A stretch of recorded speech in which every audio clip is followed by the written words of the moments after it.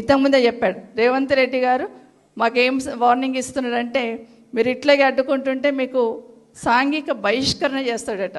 నేను చెప్తున్నా 2 సంవత్సరాలు ఆగండి, రాష్ట్రంలో మిమ్మల్ని బహిష్కరించకపోతే తెలంగాణ రాష్ట్ర ప్రజలు, ఇంతకుముందు మా సుమన్ చెప్పాడే, నువ్వు పక్క నుండి పోతుంటే కూడా నేను ఎవరు పట్టించుకోకుండా ఉంటారు. ఈరోజు కేటీఆర్ గారు అసెంబ్లీ నుండి ఇక్కడికి వచ్చేంత వరకు 100 మంది బండి పక్కకు వచ్చేసి విష్ చేసుకొని ఫోటో దిగుతూ ఉన్నారు. చిన్న పిల్లల నుండి మొదలు పెడితే 60 ఏళ్ళ వరకు.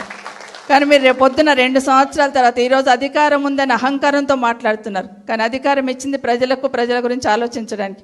కానీ ప్రజలు ఏమైపోయినా పర్లేదు, నా పంతమే నెగ్గాలి, అటు సూర్యుడు ఇటు వచ్చినా ఇటు సూర్యుడు అటు మొలిచిన 6 అయినా నేను చేసి చూపిస్తా అంటున్నావు. ప్రజలకు నష్టం జరిగితే అటు సూర్యుడు ఇటు మొలిచినా ఏమంటారు, అటు సూర్యుడు ఇటు మొలిచినా 6 అయినా నిన్ను అడ్డుకొని తిరగడం మాత్రం పక్కా అని మరొకసారి మనవి చేస్తూ జై తెలంగాణ, జై కేసీఆర్.